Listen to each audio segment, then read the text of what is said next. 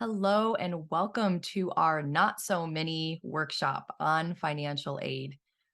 Today, we are going to be talking about how to qualify for financial aid, where to find scholarships, and what's the real cost of college. At the end, I'll take your questions and we can talk through anything that you'd like some clarification on. So, my name is Jackie. I am the founder of Conscious College Planning. I have over 10 years in higher education guidance, and I bring clarity to the process and ease stress for students and parents.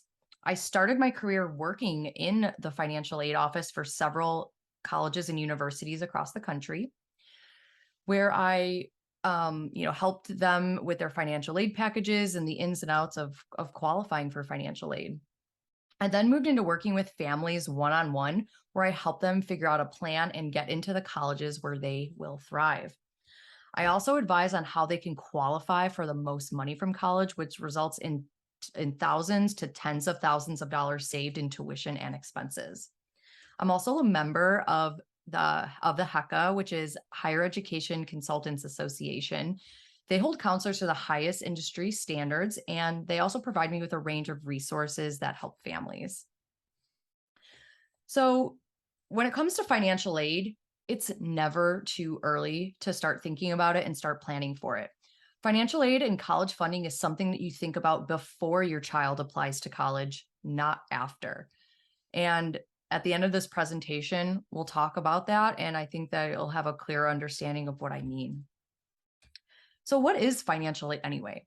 So, financial aid is really more of an umbrella term for a lot of different types of funding. So, usually people associate financial aid with the government grants that require you to have usually a little bit lower level income. But there's so many more things that fall under the financial aid umbrella, such as need-based grants, need-based scholarships, merit scholarships, government loans, private loans, and even federal work study. But there's other ways to pay for college, not just with the financial aid that you apply for. So you can use a combination of these or one of these methods in addition to financial aid or instead of financial aid if you happen to not qualify for any.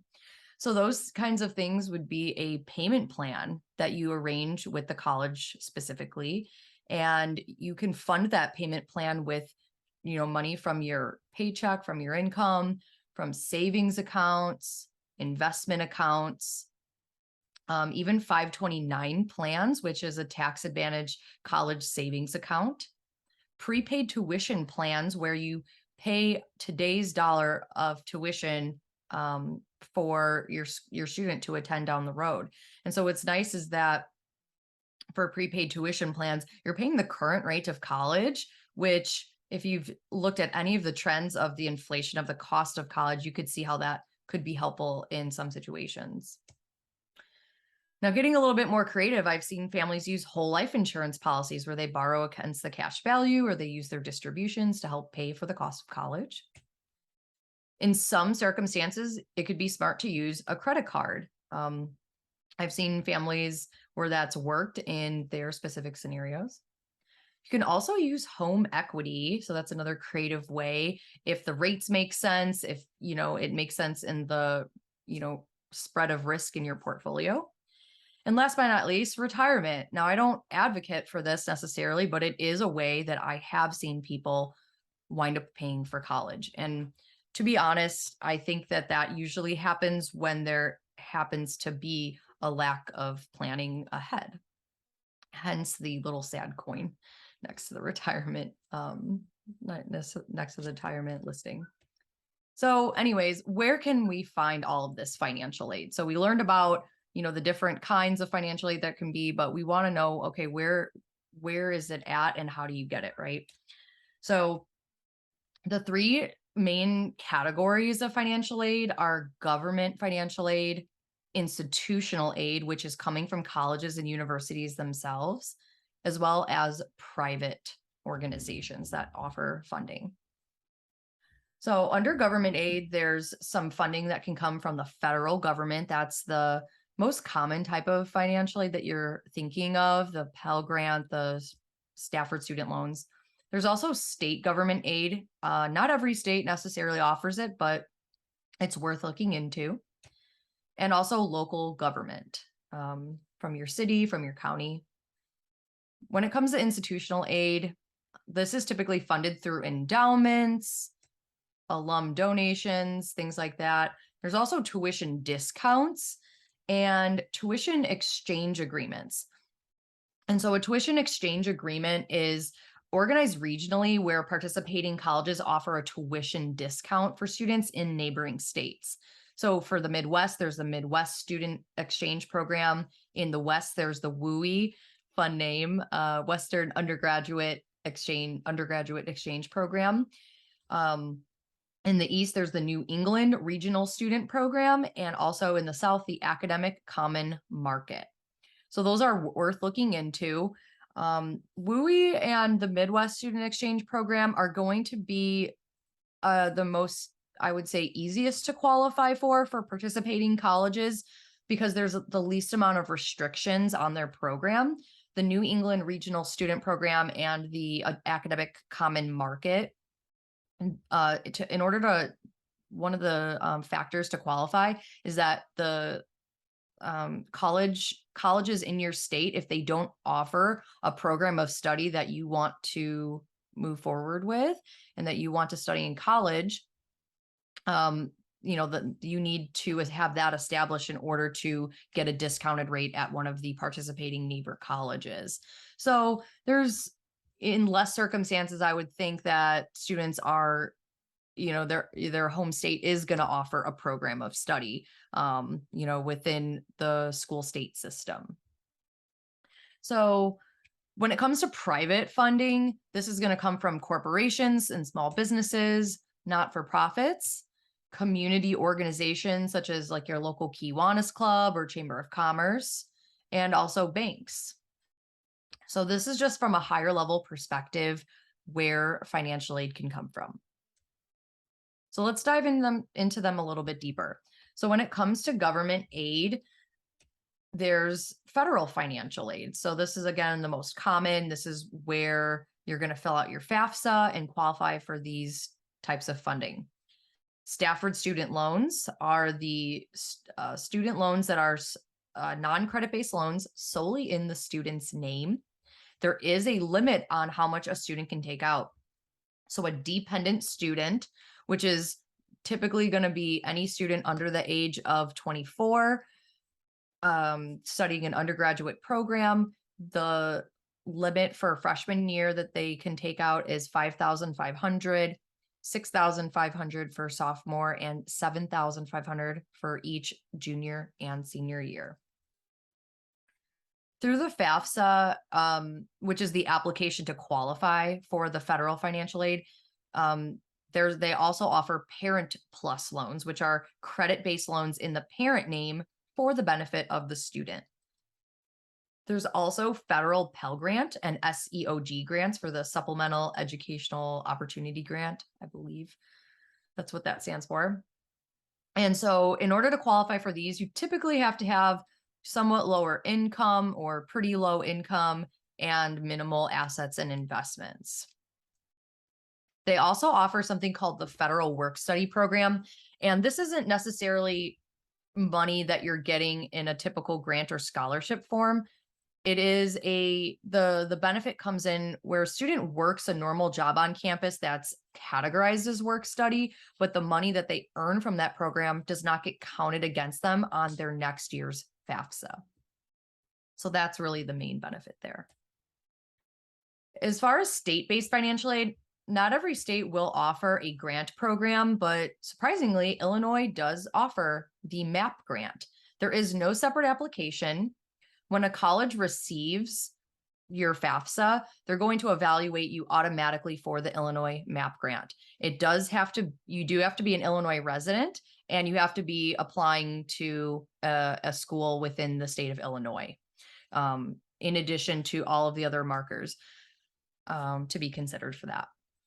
Some other states, for example, that also offer grant programs is going to be the TAP grant within New York, and the FAIA grant in Pennsylvania. Now, unlike Illinois, those grants do have separate applications. So when you're looking into the state-based aid in the state that you are resident within, make sure to understand if you know what exactly their process is. And as far as local government grants, this is usually in the form of a scholarship or a grant.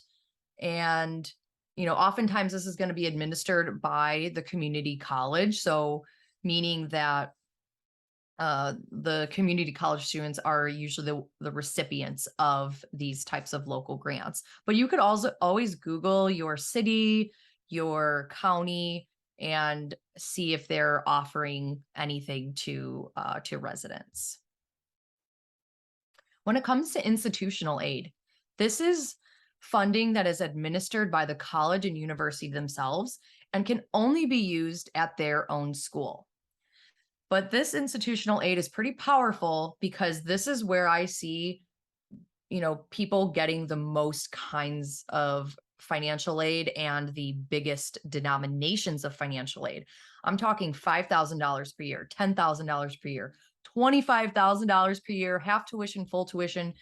There's some big possibilities there. So when I work with families, I always try to see what colleges are going to offer their student the most financial aid based on their family's financial picture and their student's academic profile. So there's two main types of funding that come from institutional aid. It's either going to be merit aid or need-based aid. Merit aid is calculated based on things like GPA, the student's involvement, things that would be on their admission application or student resume. And need-based aid means that it's going to be based on the family's financial picture and affordability. And there is some cases where there is a need component to some merit scholarships, but for the most part, they fall in these two main categories. So different kinds of merit aid that are good to be aware of are academic and honors scholarships. So when it comes to using the word scholarship and grant, almost always the word scholarship is going to be associated with merit aid and grant is going to be associated with need-based aid. Colleges do use these terms interchangeably, so just know that, but for the most part, scholarship means merit and grant means need-based. So when it comes to academic and honors, so this is oftentimes going to be based upon your student's GPA, sometimes also a standardized test. Usually the GPA and standardized test combination can dictate a scholarship amount or general eligibility. This also could be if your student has the academic stature to get into a college's honors program, that sometimes there are some special honors college funds set aside for those students. So when a student applies into the college, in a lot of cases, they are automatically considered for funding through the admission department. And then if they decide to pursue the honors college, or sometimes schools have to extend an invite for the honors program, that's where you can qualify for some more money. In addition to your academic scholarship, each college can dictate how their programs run. So if they say, hey, if you get into honors and we offer you a scholarship that's more than your admission scholarship, then that will trump it. Sometimes they stack those scholarships. So it's always good to be aware of their policies and, so that you can understand what to expect from a school. Some colleges also offer arts or music scholarships. So this could be fine arts, visual arts, performing arts, and then music ensembles. And a lot of times your student will have to submit, like an audition or a portfolio to be evaluated for these types of scholarships. And usually the school, either they're just, rewarding you for your artistic talent because they really appreciate students like that on campus, or they're trying to attract more of them onto their campus, or they are trying to entice you to participate in those things while you are at their school, especially when it comes to music and for example, theater. If they're extending you a scholarship, whether or not you are studying in those areas, a lot of times they'll still want you to participate in the ensemble or in like the club theater. There's also scholarships I've seen for leadership and volunteering. So if a student already has on their resume evidence of strong leadership and genuine volunteering efforts, they can get rewarded for that through these types of scholarships. Usually it's a separate application that they'll have to submit with maybe an extra essay or something like that, certainly their resume, so that they can be evaluated if they're going to get that type of scholarship from their school. I also have seen where from when what the student enters on their admission application, they can sometimes be eligible or invited into special programs designed for leadership training and civic service, which would be revolved around volunteering and community service. There's scholarships sometimes directly from the departments. It is less common when a student is in high school and going right into freshman years of college to be offered a departmental scholarship, but it's not that it's rare, but it's just not as common, but it does exist. So for example, at Indiana University in their computer science department, they do have scholarships for incoming freshmen if you've already proved that you have computer science skills, that you're dedicated to that major and things like that. Same at University of Iowa, their engineering department also has scholarships for students that have already demonstrated that the engineering skills that they're promised in that in that field of study. Perhaps they've competed in engineering competitions already or something to that degree. And so that's a reward for them.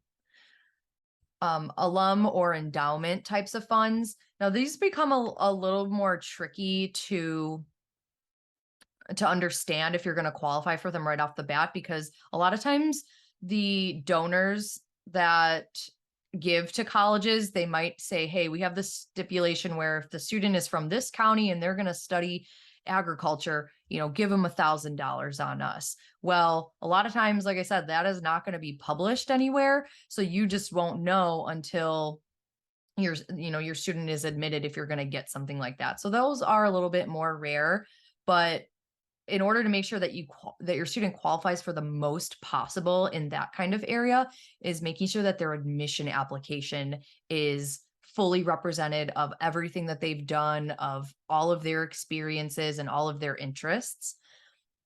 When it comes to alum scholarships, this can be where a parent or a grandparent has graduated from that university, and they'll offer, usually it's $1,000 to or maybe $3,000, and sometimes it's renewable and sometimes it's not. So those alum scholarships aren't as common as you would think.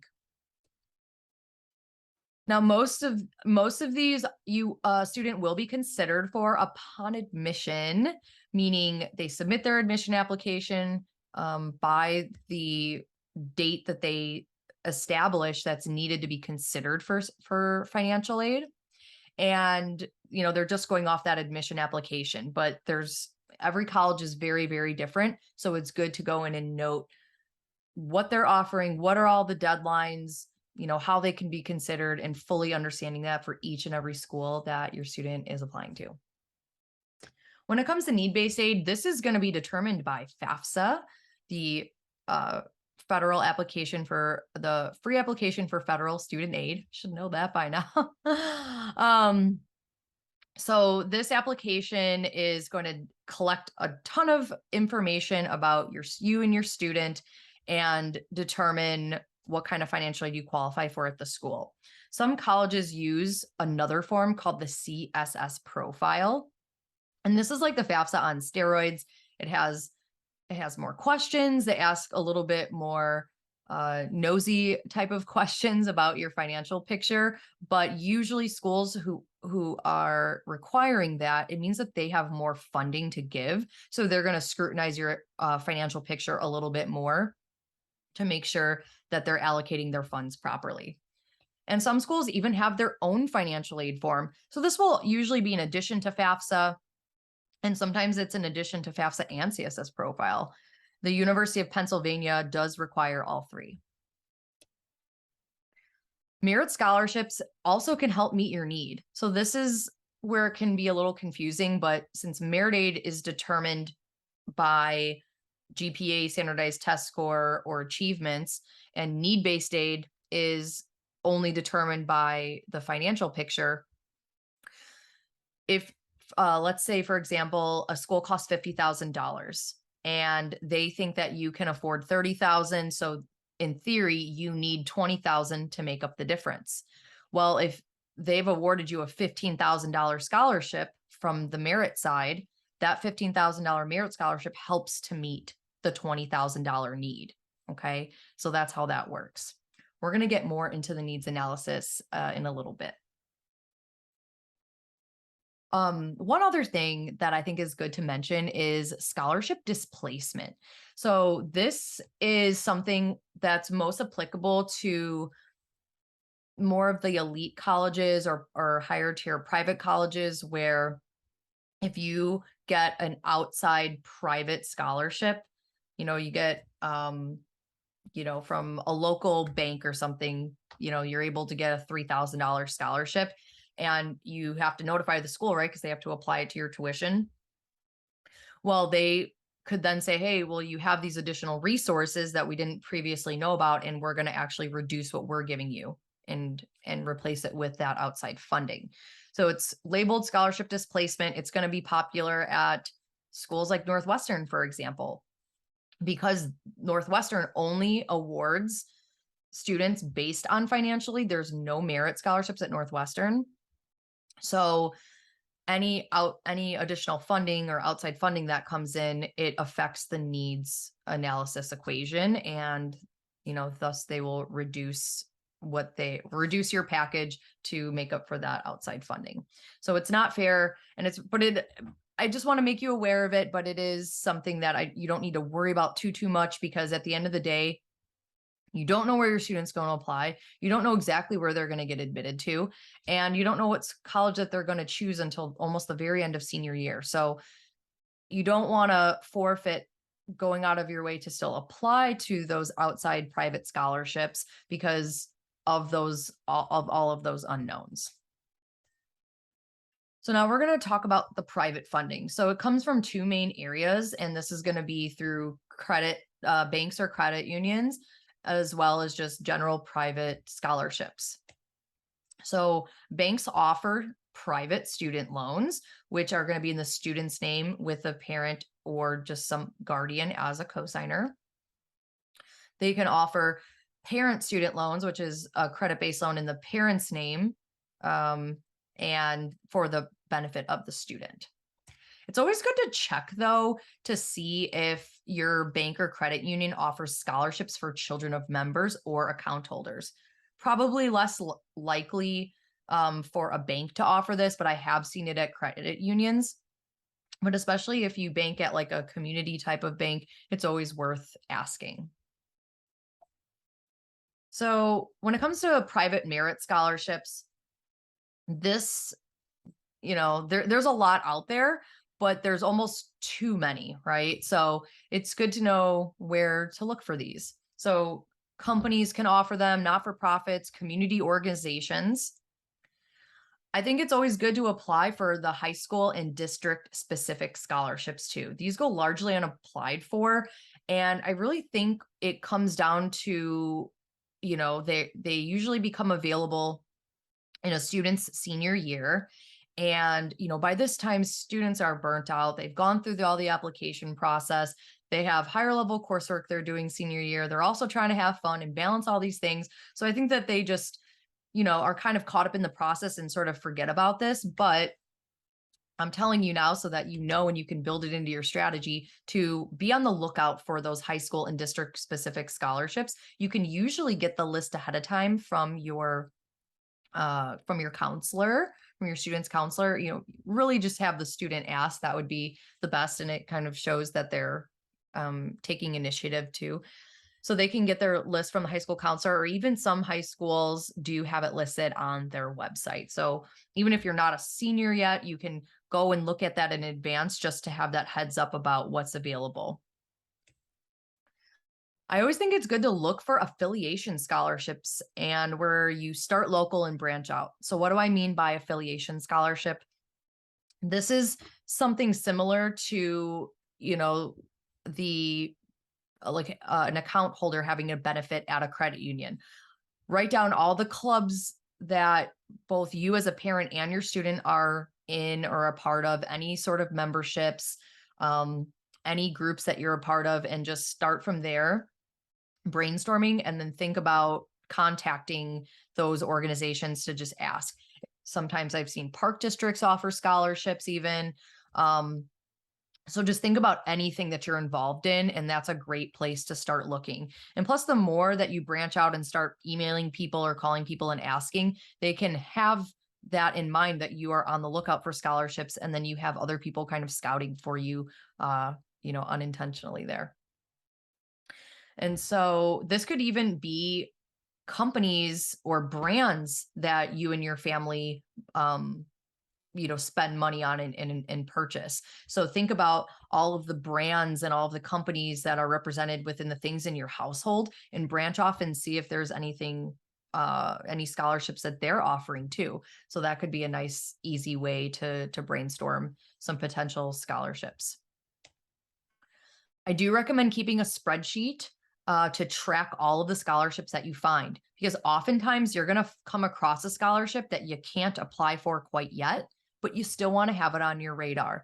So go in Google Drive, create a spreadsheet for both you and your student to have access to, so that both of you are simultaneously dropping different scholarship possibilities in there, so that when the time comes to actually apply, it's all in there. You have the links, notate the deadlines and all that good stuff. And, it'll just give you better chances of keeping the momentum going.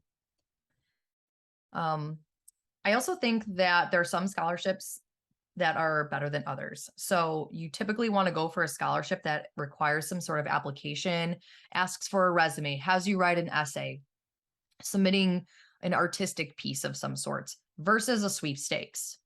Because in most cases, I want to say that the sweepstakes are sort of scholarship scams where they're just trying to collect your information. Of course, there are bigger corporations that do offer sweepstakes scholarships. So you have to use your discretion there. But if you're going about this and you're like, okay, you and your students sit down, you're like, okay, like let's start off with just trying to apply to 3 scholarships a month. Let's start off small. Well, if you come across any sweepstakes ones that you want to apply to, do not count that in the total, because I think that it gives a false sense of hope because of the low buy-in of work it takes to submit in that scholarship. Of course, more people are going to do it. So it's like a 1 in a million chance, drop of a hat.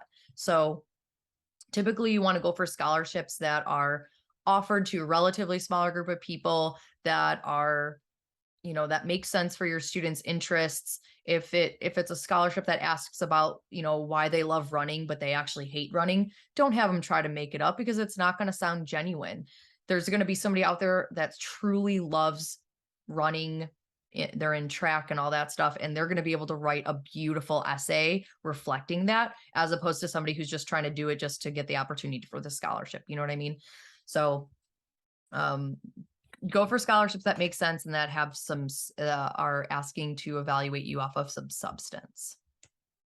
And lastly, I think it helps to have a positive mindset when it comes to scholarships. And I like viewing the scholarship process like the best paying part-time job. When you look at students that have won scholarships and have been successful with it, there's a few things in common. It's they have a good mindset. They believe that they're worthy for a scholarship. They believe that it's a good use of their time. They have some sort of motivation in mind when they are taking the time to apply for them. And when you also look at the number of hours that a student spends on scholarships versus how much they actually win in the long run, because let's face it, this is a long run game. When you apply to a scholarship, sometimes you don't hear about the result until 6 months later. And it's a numbers game. So the more you apply, the better, chances you have and the closer you are to finding your winning scholarship. And I find that once students actually win a scholarship or two, that creates some momentum because now you have content on hand that proves that it's, worthy of winning a scholarship. So, but yeah, when you look at all of the hours that are spent a student preparing for scholarships and submitting and all of that versus the amount of money that they can get, when you take the dollar amount, you divide it by the number of hours, that's going to be the best part-time paying job for sure. So by a landslide. So sometimes it does help to also start off with some scholarship databases. Now, databases are not foolproof. Like they are going to be full of those sweepstakes scholarships and things like that. So always beware and use your best judgment. But I found that these are the best sites that I like to use and have suggested to my students over the years. So collegeboard.org and scholarships.com, they are very robust and lots of different scholarship options to sort through. And so, that could be a good place to start if you like the idea of having a ton to sift through. Chegg.com has a nice little scholarship database. It's not as comprehensive as the first two, but if you are overwhelmed by those other databases at first, that could be a good one to start from. Chegg is a textbook rental company. I used them when I was in college. They have a lot of other great college resources on their site too. So their scholarship site is something that I would recommend. The next three, DoSomething.org, Bold.org, and HumanityRising.org. They all revolve around student getting involved in their community and community service and passion projects and things like that. So whether your student is already doing those things, great, they can be in a good position to find and apply to scholarships on those sites. Or if they are like, hey, I know I want to do more, but I'm just not sure what, these sites are really great to get a good head start on figuring out what it is that they care about and give them some ideas of things to get involved in. And lastly, raise.me is a site that partners with colleges around the country. And how it works is a student fills out their profile and they update it regularly as they go throughout high school. So you update it with so they will update it with their grades, with their classes, the things that they're involved in on their student resume, what clubs they're in, just general things that they're getting involved in outside of academics and class. And it's going to tell them where kind of earn scholarships for the things that they do and tell them where what colleges would accept those scholarships. So in general, I do find this is going to be the most beneficial for students that I would consider late bloomers academically that maybe don't traditionally have the GPA that would get them the big name scholarships at flagship four-year schools. So it's always good to check that out too. So we've talked about a lot of different kinds of aid so far and how it all works, but now we want to talk about how does your student actually qualify for this financial aid? Well, we know about FAFSA. It's the free application for federal student aid. Even if you do not think that you will qualify for funding, you still want to fill out FAFSA for your kid's first year in college. I dropped the link there that you can save. This is the website where the FAFSA is housed and all the other student aid information from the federal government. The FAFSA is an online form to determine eligibility for financial aid. And this is the aid that's coming from the government that we covered on the government slide, but also it helps to determine aid coming from colleges, that institutional funding. So for private schools that have a lot of endowments and donations and all that, they use the FAFSA and sometimes in conjunction with those other forms, the CSS profile, and sometimes their own form to determine what they are going to give you. So you never want to forfeit that FAFSA, especially in the first year. So the FAFSA looks at both the students and the parents' financial picture to calculate something called the EFC, which is expected family contribution, also known as the student aid index.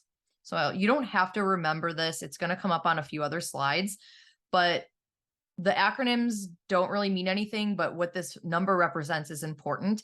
And colleges use this student aid index figure to determine how much financial aid you qualify for at their specific school. So when you fill out a FAFSA, it takes all of the information, it calculates this student aid index, and then the colleges use that number to figure out what aid they're going to give you. So we're going to dive into that quite a bit in a minute here. The reason that there's two names for it is because forever and always it's been referred to as the expected family contribution, the EFC, and this next upcoming FAFSA year that opens up this October, they are switching it to be called the Student Aid Index. They think that it's going to be less confusing. So we'll see how that goes, but it's the same exact thing. It's just there's two different names right now. So the FAFSA triggers the financial aid office to generate an official offer letter, regardless if you qualify for financial aid or not. So this is why I say it's very important to make sure that the FAFSA is filled out, regardless if you think you're going to qualify, because it's, they've really made the form a lot easier to fill out within the past couple of years. So that's like less of a barrier to get it done. But also it gives the school, it triggers them to give the financial offer letter. It also helps your student be eligible for the student loans. So it's just good to always have that as an option on the table if needed. But I really think that it's helpful to have an official offer letter so that when you get all of the offers from colleges down the line, that you can easily compare them side by side. The FAFSA opens October 1st. And the deadline is set by each school that your child applies to. So, but if your kid is applying to 10 schools and one of the schools has a deadline of November 1st, well, then you just submit the FAFSA to all of those schools by November 1st. So November 1st happens to be one of the most common deadlines for incoming freshmen. So I think that's a good date to sort of have in your mind. Now, the form opens October 1st, and I promise you that there is literally no difference between how much you can qualify for if you submit October 1st or October 31st. I promise you that. It's actually, I think, a huge disadvantage if you rush in there October 1st and rush through the form and fill it out incorrectly and submit it, because some mistakes cannot be corrected. So also within especially the first week, there's a lot of crashes because the form is just been released online, and there's a huge misconception that you have to fill it out October 1st or everyone's going to run out of money. It doesn't run out that fast. I promise you. So I think that you can get in there on the first day if you want, but just, take your time through the form, make sure everything is diligently filled out so that you are getting the most financial aid possible. So this is actually the student's form, but it includes the parent's information. And so for this reason, never let your child complete this form without you, because it is going to be asking about adjusted gross income and taxes owed and all of these little figures off of your W-2 and all that stuff. So don't let them do that, because if they misinterpret something and add an extra zero at the end somewhere, it can really throw off your eligibility for funds. And as I mentioned before, certain mistakes cannot be corrected. So in most cases, yes, but it could mean a big pain in the butt. So it's always just good to take your time and give yourself enough time to do it the right way. So let's dive into what is this EFC SAI number. I'm going to just continue to refer to it as the Student Aid Index, because that's what it's going to be transitioned to be called. So that's what I'll just continue to refer to it as of now. Student Aid Index number. So this number is not what you qualify for in financial aid. This number is not what you owe to the college. This is a hypothetical number that colleges believe that you can afford to pay for college per child per year. And I guarantee you that is not going to be an accurate depiction of what you can actually afford. But this is the system that exists to try to make it even across the board to standardize and determine eligibility for funds. So you just have to know how the system works. I like to think of it as this figure is used by each college to determine what financial aid you qualify for. So even though sometimes the student aid index might be represented as a dollar amount, it's simply used just to determine financial aid. What you actually owe the school is what the cost of the school is minus any gift aid that they're giving you, and the result is your out of pocket cost. So we're going to go through all of that. So how is this the student aid index determined? Remember that EFC and SAI, they're the same exact thing, just different names.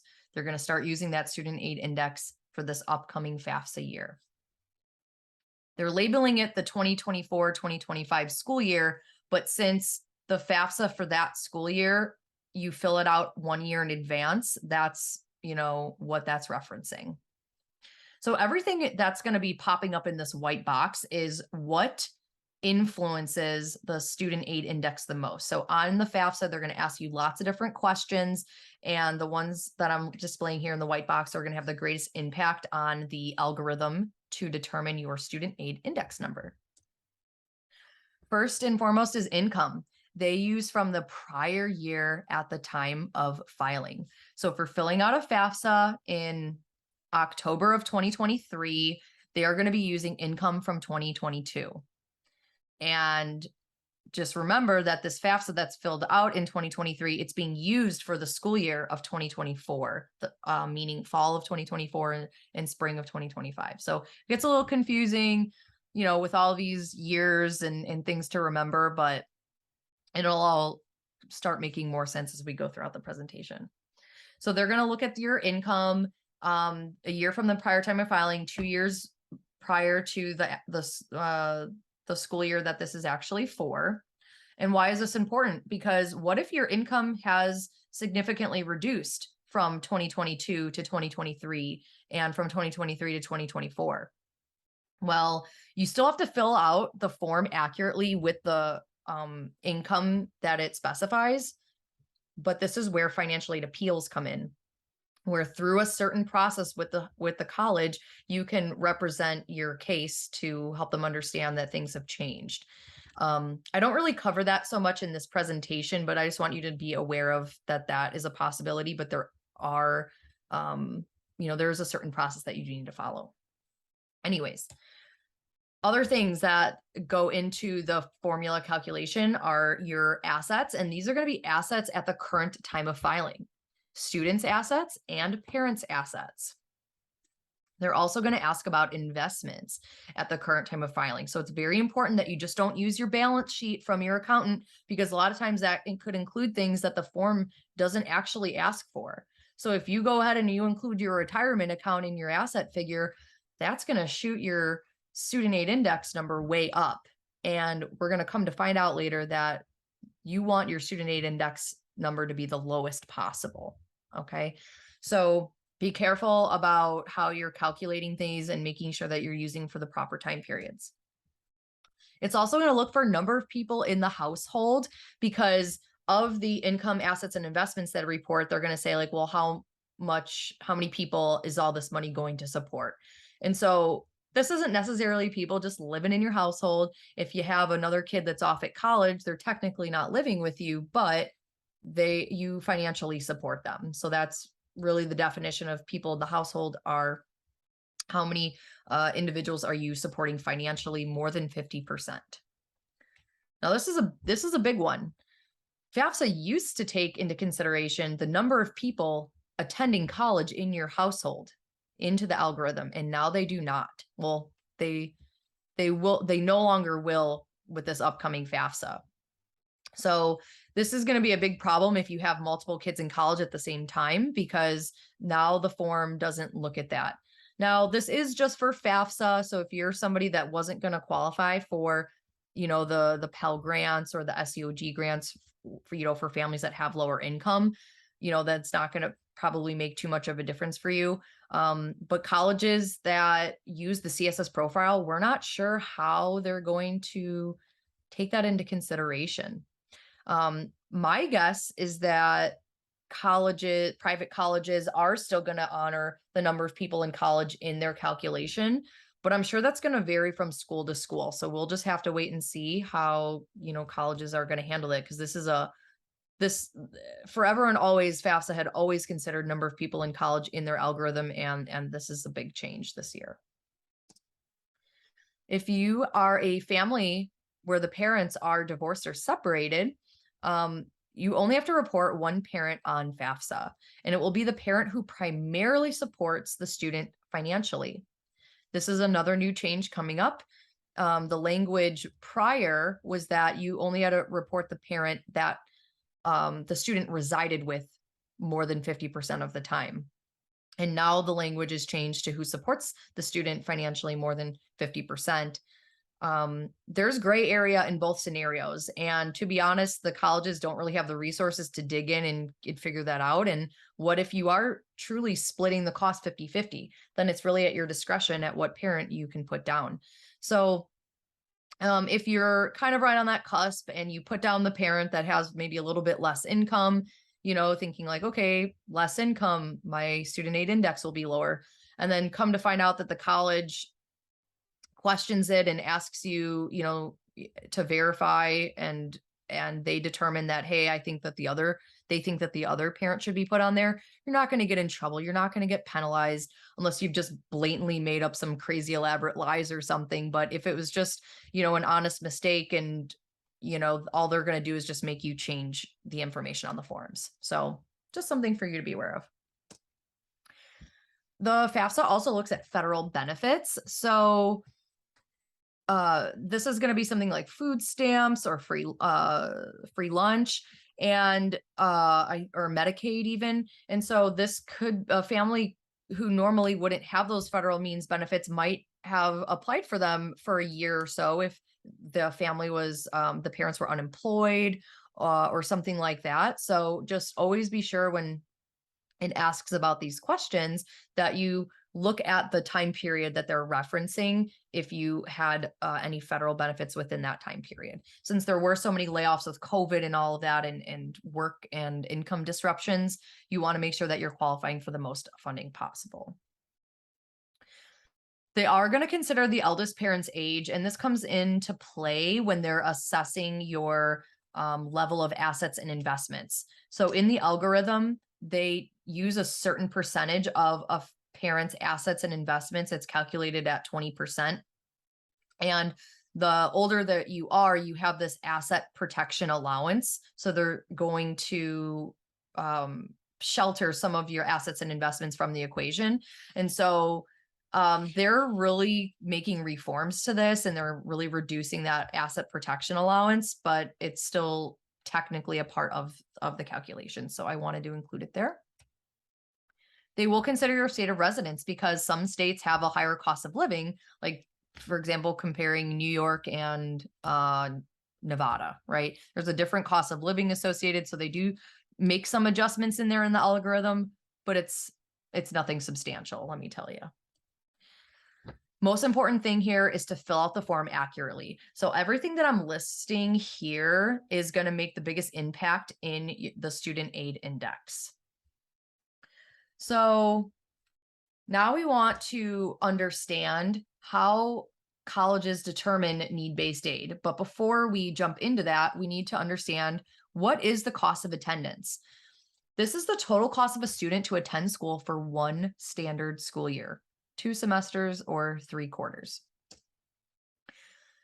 Within a cost of attendance, there are direct charges and indirect charges. And so direct charges are going to be the tuition fees, room and board, what the college actually bills you. And indirect charges are budgetary items that they have to establish, because the cost of attendance is there so that no person can borrow or receive more financial aid than the cost of attendance. It prevents people from, taking out $100,000 for 1 year of college when it may only cost 50, right? So they have to have this cost of attendance established. And with the indirect charges, those are going to be budgetary items like books and supplies, transportation, a student's personal expenses, and maybe sometimes insurance. So I think it's good to differentiate because sometimes the cost of attendance looks a little bit more inflated than what you actually physically have to pay the college. Okay. But since the cost of attendance is used in the needs formula, I wanted to help you understand what that is. So, this is how colleges determine need based aid. This is what it's all whittling down to. So, this is the needs formula. So, it's that cost of attendance, all the direct and indirect charges. They subtract your student aid index that they've gathered from your FAFSA, and then that determines the what you need to cover the remaining balance to attend their school. So in essence, the lower your student aid index, the higher your need, and the higher your need, the more funding you are eligible for. So this is why it's so important to understand where your number lies, understand if there's opportunities to reduce it, and get as much funding as possible. So we're going to do a little case study here using this new formula that we just learned. So we're going to look at University of Illinois Urbana-Champaign, our flagship public school here in Illinois, and also Northwestern University, which is one of our most popular and elite private colleges. So at the University of Illinois, the cost of attendance there for, we're going to say, a engineering or computer science degree is like $40,474. It is a little bit less if your student is going to be studying something like liberal arts, English, something like that. Maybe even, I think the business school is a little bit less than this, but this, they have a little bit different costs based upon, the different resources needed to teach each subject. So anyways, we're going to use this because University of Illinois Urbana-Champaign is very popular for engineering and computer science. So we're going to take that cost of attendance, subtract a student aid index. I just picked 35,000 for the example here. And so when you subtract 35,000 from the cost of attendance, it gives you $5,474 of need. Now, one might think, okay, well, if I need 5,474,000, maybe University of Illinois can help me out with that. Well, unfortunately, you'd be wrong, because U of I only offers grants if your student aid index is at the MAP grant eligibility threshold or below.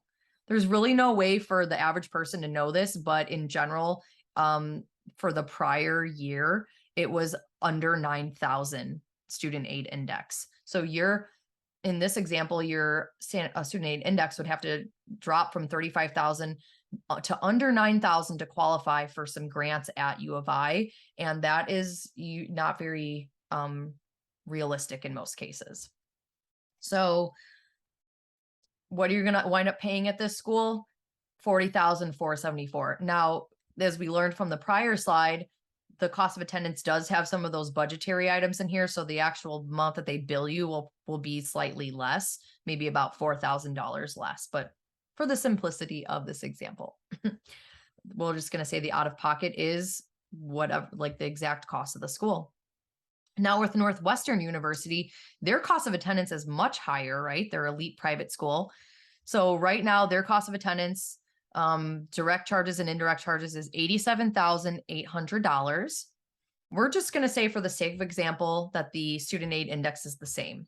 And in most cases it would be the same, but Northwestern is one of those schools that also uses that additional form CSS profile. So it could make your student aid index number change a little bit. But again, for the sake of this example, we're just going to keep it the same. So we subtract that from the cost of attendance, and now our need at Northwestern University is $52,800. And if they were anything like University of Illinois, well, you'd be paying quite a bit of money to go to Northwestern. But thankfully, Northwestern meets 100% of your need with about 95% in gift aid. Gift aid equals free money. That's the kind of financial aid we like. So if we to figure this out, you multiply 100% of 52,800. We know what that is. And then 95% of 52,800. We take that figure, subtract it from the cost of attendance, And then that gives us our out of pocket of $37,640. So you can see here in this scenario for this case study family, they were actually able to get to pay less for Northwestern. Now, there's a lot of things to take into consideration here because Northwestern is a very different type of school than University of Illinois. Also, not every student can get into Northwestern University, right? There's a significant difference in the acceptance rate, Northwestern being probably like 8%, and University of Illinois is like 65, 70%. So, this isn't going to be doable or attainable, but just to show you the difference of what is possible based on student aid index and how that works.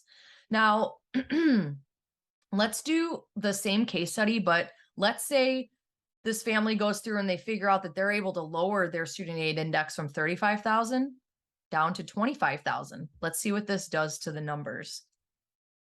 So University of Illinois, same cost of attendance, of course, different student aid index. So we subtract that. And now we have a higher need. But again, our EFC is not under 9,000 for the MAP grant threshold. So we still can't qualify for any funding at Illinois, even so that our student aid index dropped by $10,000. So let's take a look at Northwestern and see what happened there. So lower student aid index gives us a higher need. We apply these percentages and we qualified for $9,500 in extra scholarships just by having the student aid index reduced. So this was just to demonstrate what is possible, how student aid index works, and the why students and families, this is mostly done by the parents, but why parents should be thinking about financial aid and college funding before their student applies to school, and really even before they start picking schools, because this gives you a lot of insight into what colleges are affordable for your family. So what you owe to the college is direct charges minus any gift aid, and that gives you your out-of-pocket cost. So we have to do all of those calculations because that's how financial aid is determined. But then once we figure out what they're giving us, we take the direct charges, subtract those scholarships and grants, and then that's truly what we have to pay out of pocket. Now we can fund that out of pocket with the student loans, the parent loans, or any of these other ways. So just know that there's a distinction between, the gift aid and the out of pocket, because at the end of the day, loans, while it is sort of a financial aid, it does come out of your pocket, and it comes at a premium because the interest rates are no joke. So it's good to look at this holistically and know all of your options. So we're coming to the end of our presentation here today. And so I wanted to end on a perspective of giving you like how all of this pre-college financial aid work should happen and when it should happen within the realm of your students' high school years. So in freshman and sophomore year, this is when I think is a good time to calculate an initial estimated student aid index figure so that you kind of know where your base point is. Yes, it's going to change from the time that you do it freshman year to the time that you redo it in senior year, but it's good to have a rough idea of where it is, especially if your income is expected to be pretty steady. Even if it fluctuates, it allows you to play with the numbers and understand what that could translate to for financial aid for your family. This also gives you the opportunity to analyze and figure out if there's any opportunities to decrease that student aid index. It also allows you to establish a financial aid strategy. And with that information, you can meet with your financial advisor and say, hey, if our money is removed from these accounts and goes to these type of accounts, we can get a lot more financial aid possibly. And then they'll help you understand if that makes sense for your whole entire financial picture, because not all scenarios are going to be beneficial to a family's other financial plans that they have in line. And also, this is a good time to search and apply for scholarships. Yes, even in freshman year, there are not as many merit scholarships that are offered to freshmen and sophomores, but they are out there. And plus, if you and your student get used to doing this now, it won't seem so overwhelming and hectic when the majority of merit scholarships become available in senior year. So it's good to start kind of getting a little head start on that. Sophomore, junior year, this is where you want to start identifying those money schools. What schools are going to actually want to give money to your child? It's really just great to consider those, so that you at least have some schools in your back pocket that are a safety in terms of affordability. You also want to start calculating what the estimated out-of-pocket cost can be for each school so that you have that as a guiding factor in your student building their list, or at least just if that's not going to have, if cost is really not going to have too much of an influence for you for whatever reason, at least just knowing how to qualify for the most possible, I think is still smart to do. And again, continuing to search and apply for scholarships.